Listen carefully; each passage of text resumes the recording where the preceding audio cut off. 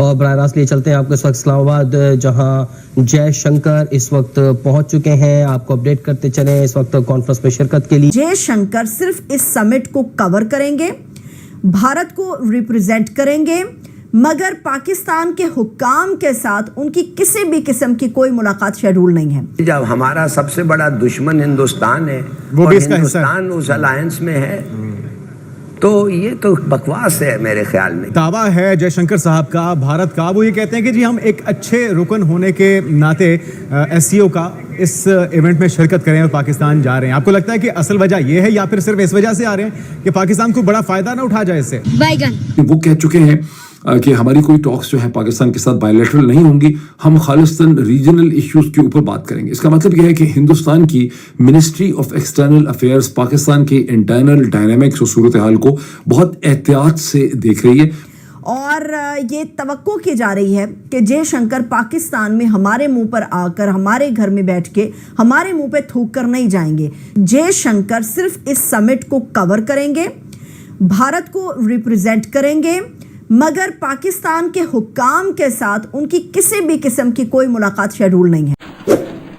آپ نے سب سے پہلے گھبرانا نہیں ہے، بحیثیت قوم ہم اس کا مقابلہ کریں گے. کوئی فائدہ نہیں ہے. یہ اس لیے آ رہے ہیں کہ وہ جے شنکر نے آپ کو سیدھا بتا دیا ہے، نہ وہ بائیلیٹرل باتیں کریں گے. حالانکہ یہ باتیں اس میٹنگ میں نہیں ہوتے، مگر جب وہ پاکستانیوں سے ملتے ہیں تو ظاہر ہے بائیلیٹرل باتیں ہونی چاہیے. انہوں نے انکار کر دیا، انہوں نے کہا بائیلیٹرل کے بارے میں ہم کچھ نہیں باتیں. تو اگر بائیلیٹرل دشمنی کو آپ ایڈریس نہیں کرنا چاہتے تو یہ کیا بات ہے کہ کیسے آپ کہہ سکتے ہیں؟ معاملہ یہ ہے کہ کل سے کچھ چیزیں سرکولیٹ کر رہی ہیں کہ میاں نواز شریف صاحب جو ہیں انہوں نے بھارتی صحافی سے برکھا دت سے ایک ملاقات بھی کی ہے اور انڈیا اور مودی کے لیے اپنی محبتوں کا اظہار بھی کیا ہے. اس میں کوئی مغالطہ نہیں ہے یا اس میں کوئی برائی بھی نہیں ہے کہ ممالک ایک دوسرے کے ساتھ روابط کو ہمیشہ بحال رکھیں. لیکن آج ابھی کچھ دیر پہلے جے شنکر صاحب جو ہیں ان کا طیارہ بھی پاکستان میں پہنچ گیا ہے. اس کے حوالے سے میرے پاس ایک خبر ہے اور جس کے اوپر میں کہہ سکتی ہوں کہ یہ پاکستان کے لیے اچھی بات نہیں ثابت ہوئے گی.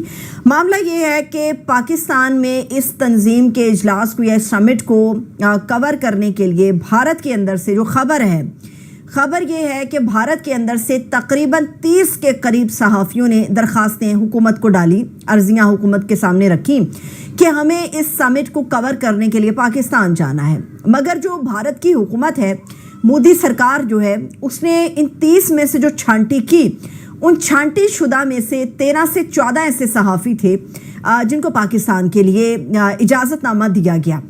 اب ان 13 سے 14 صحافیوں کے اندر برکھا دت جو ہیں ان کا نام تو شامل ہی نہیں تھا.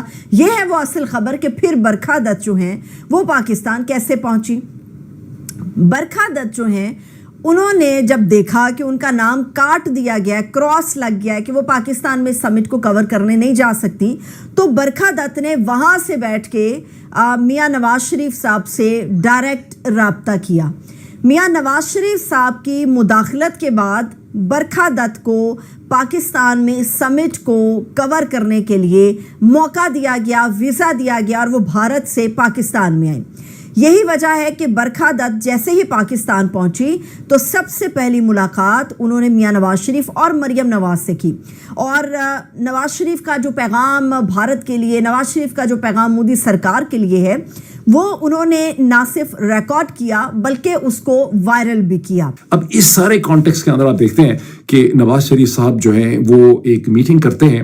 ہندوستان کی بہت مشہور ٹیلی ویژن جرنلسٹ ہیں، اب ہیں بھی تھیں اور ابھی بھی ہیں، جناب برکھا دت صاحبہ، جو آج کل اپنا ایک پلیٹ فارم رن کرتی ہے موجو کے نام سے. اور اس کے بعد برکھا دت جو ہے اپنے موجو کے پلیٹ فارم پہ ایک بریف سائنوپسس دیتی ہیں کہ نواز شریف صاحب نے اس خواہش کا اظہار کیا کہ وہ دوبارہ نریندر مودی سے ملنا چاہیں گے، بلکہ وہ سمجھتے ہیں کہ بہت جلدی ان کی نریندر مودی کے ساتھ ایک میٹنگ ہوگی بہت اچھے خوشگوار حالات میں، وہ اس کے لیے بڑے ایگر ہیں. اور کتنا ہی اچھا ہوتا کہ نریندر مودی جو ہے وہ ایس سی او کے سمٹ میں خود تشریف لاتے. اچھا، اب ایس سی او کے سمٹ میں تو نریندر مودی اس لیے نہیں آ سکتے تھے کہ یہ ہیڈ آف دا اسٹیٹ کا سمٹ نہیں ہے، یہ ہیڈ آف دا گورنمنٹس کا سمٹ ہے. ہیڈ آف دا گورنمنٹ کے سمٹ میں نریندر مودی نے کبھی بھی پارٹیسپیٹ نہیں کیا. اچھا، اب یہاں پر جو چیز دیکھنے والی ہے کہ نواز شریف صاحب جو ہے وہ کس حیثیت میں نریندر مودی سے ملیں گے. نریندر مودی تو ہندوستان جیسے 1.4 بلین کی آبادی کے third time popularly elected prime minister हैं और कुछ नहीं पता कि वो चौथी दफा भी प्राइम मिनिस्टर वहां बन जाएं। लेकिन अब सिचुएशन ये है कि नवाज शरीफ की तमाम सियासी हैसियत खत्म हो चुकी है। हिंदुस्तानी इस मामले में बहुत सियाने हैं और मिनिस्ट्री ऑफ एक्सटर्नल अफेयर्स जो है वो बहुत गौर से देख रही है कि पाकिस्तान की इंटरनल पॉलिटिकल डायनामिक क्या है। ये एक इम्पेडिमेंट है। जयशंकर जो कि भारतीय वजीर खारजा हैं, वो अभी से कुछ देर पहले पाकिस्तान में उनका तैयारा लैंड कर चुका है। बड़ी अच्छी बात है कि एक दूसरे के साथ राब्ते बहाल हो रहे हैं।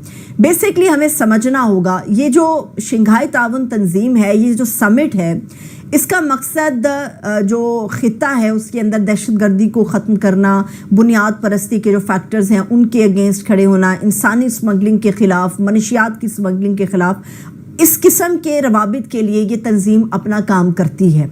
और इस तंजीम के हवाले से जब ये शंकर पाकिस्तान में आए हैं तो हम हमेशा ये एक्सपेक्ट करते भी हैं और एक रवैया भी ये होता है कि जिस मुल्क में या जिस जगह आप जा रहे हैं वहाँ के जो हुक्काम हैं उनके साथ आपकी मुलाकातें शेड्यूल्ड होती हैं।